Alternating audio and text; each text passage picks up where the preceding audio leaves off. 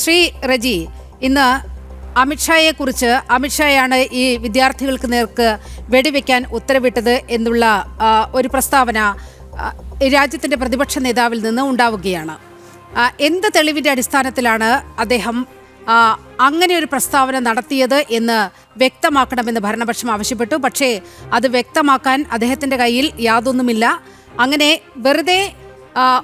വെറുതെ ഈ മാധ്യമങ്ങളുടെ തലക്കെട്ട് പിടിച്ചു പറ്റാനും കയ്യടി നേടാനും നേരത്തെ നടത്തിയ അതേ പ്രസ്താവന തന്നെയാണോ ഇന്ന് പാർലമെന്റിലും ഉണ്ടായതെന്നാണ് സംശയം ഉയരുന്നത്.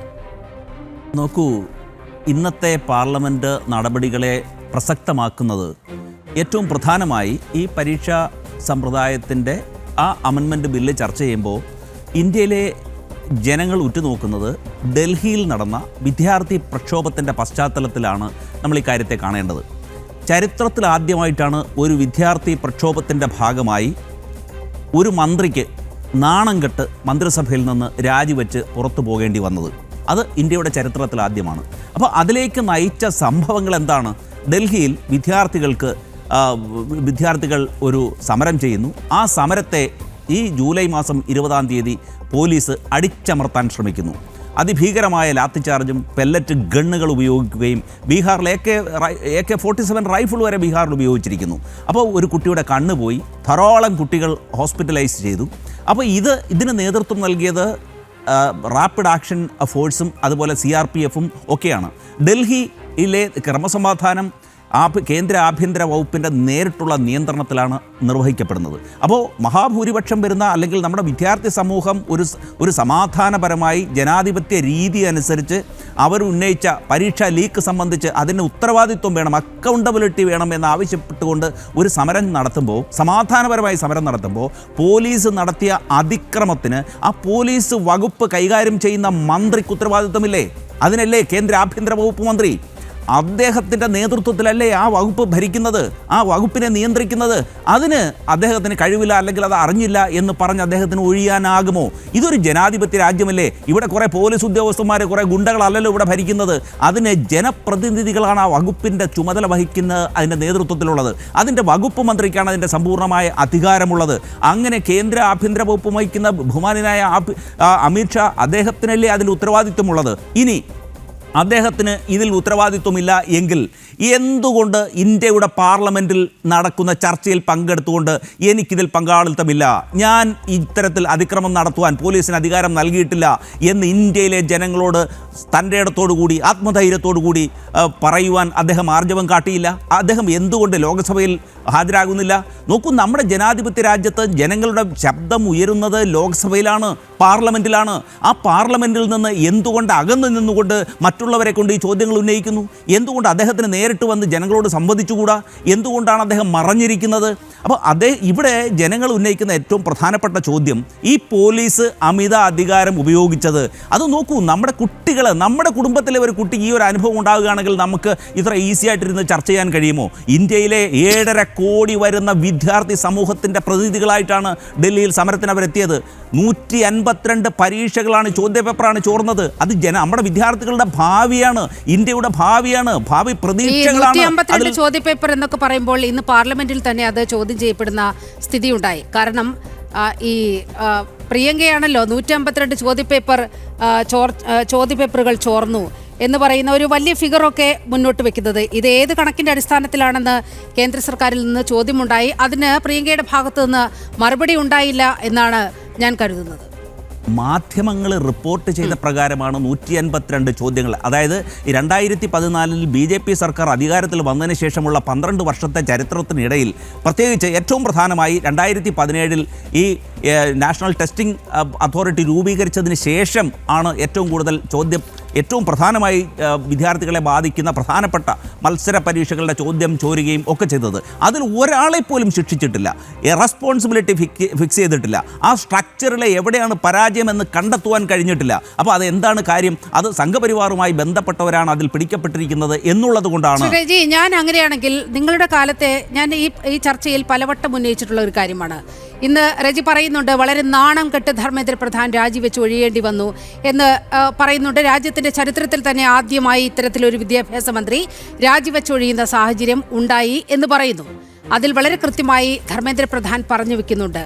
ഈ വിദ്യാർത്ഥികൾ കൂടുതൽ പ്രശ്നങ്ങളിലേക്ക് പോകാതിരിക്കാൻ ഈ രാജ്യത്തിൻ്റെ അഖണ്ഡത നിലനിർത്താൻ വേണ്ടി രാജിവെക്കുന്നു എന്ന് അദ്ദേഹം പറഞ്ഞതിൽ തന്നെ ഈ CJPയുടെ സമരവുമായി ബന്ധപ്പെട്ട് അതിൽ നുഴഞ്ഞു കയറിയ രാജ്യവിരുദ്ധ ഘടകങ്ങളെ വളരെ കൃത്യമായി ചൂണ്ടിക്കാണിക്കുന്നുണ്ട്.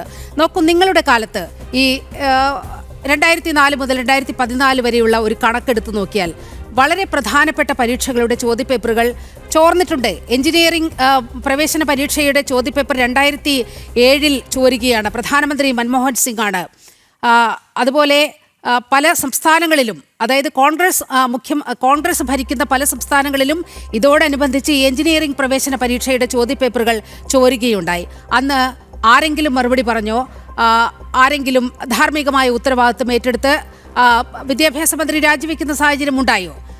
മറ്റൊന്ന്, pre medical test PMT 2008 leak ഉണ്ടാവുകയാണ്. അപ്പോഴും പ്രധാനമന്ത്രി മൻമോഹൻ സിംഗ് ആണ്. വിദ്യാഭ്യാസ മന്ത്രി രാജിവെച്ചിട്ടില്ല. ഒരു തരത്തിലുള്ള ഇടപെടലുകളും ഉണ്ടായിട്ടില്ല. എയിംസിൻ്റെ എൻട്രൻസ് എക്സാം പേപ്പർ ചോരുകയാണ് 2012. CBSE 10-12 2014 ചോരുകയാണ്. രാജസ്ഥാൻ യൂണിവേഴ്സിറ്റി, രാജസ്ഥാനിൽ എണ്ണമറ്റ രീതിയിലാണ് അവിടെ ചോദ്യപേപ്പറുകൾ ചോർന്ന സാഹചര്യമുണ്ടായത്. അതുമായി ബന്ധപ്പെട്ട് പ്രിയങ്ക ഗാന്ധിയുടെ വളരെ വൈറലായ ഒരു പരാമർശം ഇപ്പോൾ സമൂഹ മാധ്യമങ്ങളിൽ കിടന്ന് പ്രചരിക്കുന്നുണ്ട്. ഈ ചോദ്യപേപ്പർ ചോർച്ച എന്ന് പറയുന്നത് ഈ രാജ്യത്തെ എല്ലായിടത്തുമുള്ളൊരു സംഗതിയാണ്. ഇതെങ്ങനെ ഞങ്ങൾക്ക് തടയാൻ കഴിയും? ഈ ഗെലോട്ട്ജിക്ക് പോലും ഇത് തടയാൻ കഴിഞ്ഞില്ലല്ലോ എന്ന് ചോദിക്കുന്ന പ്രിയങ്ക ഗാന്ധിയെ നമ്മൾ കാണുകയാണ്. ഞാൻ ചോദിക്കുന്നത്, ഇത്തരത്തിൽ നീറ്റ് ചോദ്യപേപ്പർ ചോദ്യപേപ്പർ ചോർച്ച എന്ന് പറയുന്നത് വളരെ ഒരു തരത്തിലും ന്യായീകരിക്കാവുന്ന കാര്യമല്ല. അതാരും തന്നെ ന്യായീകരിക്കുന്നില്ല. പക്ഷേ നിങ്ങളുടെ കാലത്ത് ഇത് നടന്നപ്പോൾ ഏതെല്ലാം മന്ത്രിമാർ രാജിവെച്ചിട്ടുണ്ട്, എന്തെങ്കിലും വിധത്തിലുള്ള ഒരു ഇടപെടൽ ഉണ്ടായിട്ടുണ്ട് എന്നതുകൂടി പറഞ്ഞു പോകുമ്പോഴേ അപ്പുറത്ത് താങ്കൾ ഇങ്ങനെ കുറ്റം ആരോപിക്കുമ്പോൾ അതിനൊരു ബാലൻസ് കൈവരികയുള്ളൂ. ശ്രീ ബി റജി, നോക്കൂ, മുൻകാലങ്ങളിൽ പ്രാദേശിക തലങ്ങളിൽ ചില ചോദ്യപേപ്പർ ചോർന്നിട്ടുണ്ട് എന്നുള്ളത് പ്രാദേശിക തലത്തിലൊന്നുമല്ല, രാജ്യ തലസ്ഥാനത്ത് ഉൾപ്പെടെയാണ്. മറ്റേ നീറ്റിന് മുൻപുള്ള സംവിധാനത്തിൻ്റെ പ്രീ മെഡിക്കൽ ടെസ്റ്റ് ആ പേപ്പർ ലീക്ക് ഉണ്ടായത് രാജ്യവ്യാപകമായിട്ട് ഡൽഹിയിലും ചോർന്നിട്ടുണ്ട്. എയിംസ്, ഇതൊക്കെ CBSE 10-12 ഇതൊക്കെ രാജ്യവ്യാപകമായി ഉണ്ടായ ചോർച്ചകളാണ്, അല്ലാതെ ഇത് പ്രാദേശിക അടിസ്ഥാനത്തിൽ ഉണ്ടായതല്ല. നോക്കൂ, ആ ഘട്ടത്തിൽ അതിന് റെസ്പോൺസിബിലിറ്റി ഫിക്സ് ചെയ്യുകയും കുറ്റക്കാരെ നിയമത്തിന്റെ മുമ്പിൽ കൊണ്ടുവരികയും നടപടി സ്വീകരിച്ചിട്ടുള്ളതുമായിട്ടാണ് ഞാൻ മനസ്സിലാക്കുന്നത്. ഏതെങ്കിലും മന്ത്രി രാജിവെക്കണമെന്ന് ആവശ്യപ്പെട്ടുകൊണ്ട് ഡൽഹിയിൽ ജന്തർ മന്ദറിൽ ആ ഘട്ടത്തിൽ പ്രക്ഷോഭം നടന്നിട്ടുണ്ടോ? അങ്ങയുടെ പാർട്ടി അല്ലെങ്കിൽ അങ്ങ് പ്രതിദാനം ചെയ്യുന്ന സംവിധാനത്തിന്റെ പാർട്ടികൾ ആരെങ്കിലും ആ ആവശ്യം ജന്തർ മന്ദറിലെ പ്രക്ഷോഭമൊക്കെ നരേന്ദ്രമോദി സർക്കാർ വന്നതിന് ശേഷം അതിൻ്റെ ഒരു സ്വഭാവമൊക്കെ മാറുന്നതാണ് നമ്മൾ കണ്ടിട്ടുള്ളത്. അതിൽ ഏതെല്ലാം ഇടപെടലുകൾ ഉണ്ട് എന്നുള്ളതൊക്കെ നമുക്ക് അടുത്ത ഘട്ടത്തിൽ ഈ ചർച്ചയിലേക്ക് വരുമ്പോൾ നമുക്ക് അതിൻ്റെ കൂടുതൽ വിശദാംശങ്ങളിലേക്ക് വരാം. ഏറ്റവും അവസാനം ഞാൻ ഇപ്പോൾ ഒന്ന് ചോദിക്കുന്നത്, ഏതെങ്കിലും തെളിവുകളുടെ അടിസ്ഥാനത്തിലാണോ അമിത്ഷായാണ് ഉത്തരവിട്ടത് എന്നുള്ള ഒരു പ്രസ്താവന ഈ ലോക്സഭയിൽ പ്രതിപക്ഷ നേതാവിൻ്റെ ഭാഗത്തു നിന്നുണ്ടായത്? നോക്കൂ, ലോക്സഭയിൽ ഒരു പാർലമെന്റ് അംഗത്തിന് പ്രസംഗിക്കാനുള്ളത് ഭരണഘടനാപരമായ സംസാരിക്കാനുള്ള റൈറ്റ് ഉണ്ട്. അത് ജനാധിപത്യപരമായി നമ്മുടെ ഇന്ത്യൻ ഭരണഘടന നൽകുന്ന അവകാശമാണ്. ആ അവകാശം ഇന്ത്യൻ പാർലമെന്റിൽ എന്തും സംസാരിക്കാനുള്ള അധികാരമുണ്ട്. അത് ചോദ്യം ചെയ്യാൻ ലോക്സഭാ പ്രതിപക്ഷ നേതാവിനുണ്ടോ? അല്ലെങ്കിൽ ആ പാർലമെന്റിൽ പങ്കെടുക്കുന്ന ആ പാർലമെന്റ് സമ്മേളനത്തിൽ എത്തിയിരിക്കുന്ന ഏതെങ്കിലും ഒരു MP-ക്ക് ഇഡിയറ്റ് എന്ന് വിളിച്ചുകൊണ്ട് പാർലമെന്റ് സമ്മേളനത്തെ അഭിസംബോധന ചെയ്ത് സംസാരിക്കാനുള്ള റൈറ്റ് ഉണ്ടോ? അത് രാഹുലിന് മാത്രമാണോ അത്ര സ്പെഷ്യൽ റൈറ്റ് ഉള്ളത്? നോക്കൂ, ആ പാർലമെന്റിൽ നടക്കുന്ന ഡിബേറ്റിനെ സംബന്ധിച്ച് വാഗ്വാദങ്ങൾ, അതായത് ഭരണപക്ഷവും പ്രതിപക്ഷവും തമ്മിൽ അവിടെ ആശയവിനിമയം നടത്തും, ജനങ്ങളുടെ അഭിപ്രായങ്ങൾ അവിടെ രേഖപ്പെടുത്തും. അവിടെ പ്രതിപക്ഷ നേതാവിന് സംസാരിക്കാൻ അനുവദിക്കുക എന്നുള്ളത് ജനാധിപത്യപരമായ അവകാശമാണ്. അവിടെ ബഹുമാന്യനായ ഇന്ത്യയുടെ ആഭ്യന്തര വകുപ്പ് മന്ത്രി അവിടെ അദ്ദേഹത്തിന് റെസ്പോൺസിബിലിറ്റി അക്കാര്യത്തിൽ ഉണ്ടായില്ലെങ്കിൽ എന്തുകൊണ്ട് അദ്ദേഹം ഇന്ത്യൻ പാർലമെൻറ്റിൽ ആ ഫ്ലോറിൽ വന്ന് നിന്നുകൊണ്ട് എൻ്റെ കൈകൾ ശുദ്ധമാണ് എന്ന് ഇന്ത്യയിലെ ജനങ്ങൾക്ക് മുമ്പാകെ അദ്ദേഹം എന്തുകൊണ്ട് പറയുന്നില്ല? ഇവിടെയാണ് ഒരു ജനാധിപത്യ രാജ്യത്ത് ആശയവിനിമയം നടത്തേണ്ടതും സംവാദങ്ങൾ നടത്തേണ്ടതും നിർവഹിക്കേണ്ടതും പാർലമെന്റ്. ഇടവേളയിലേക്ക് പോകേണ്ടതുണ്ട്. അതിനു മുമ്പായി അങ്ങയുടെ ഒരു കാര്യം കൂടി പറഞ്ഞുകൊള്ളട്ടെ. ഇന്ന് വിദ്യാഭ്യാസ മന്ത്രാലയവുമായി ബന്ധപ്പെട്ട ചർച്ചകളാണ്. ആ ബില്ലാണ് ഇന്ന് ലോക്സഭയിൽ പാസാക്കിയത്. സ്വാഭാവികമായും അതിൽ മറുപടി പറയേണ്ടത് വകുപ്പുമായി ബന്ധപ്പെട്ട മന്ത്രിയാണ്. ആ മന്ത്രിയാണ് മറുപടി പറഞ്ഞിരിക്കുന്നത്.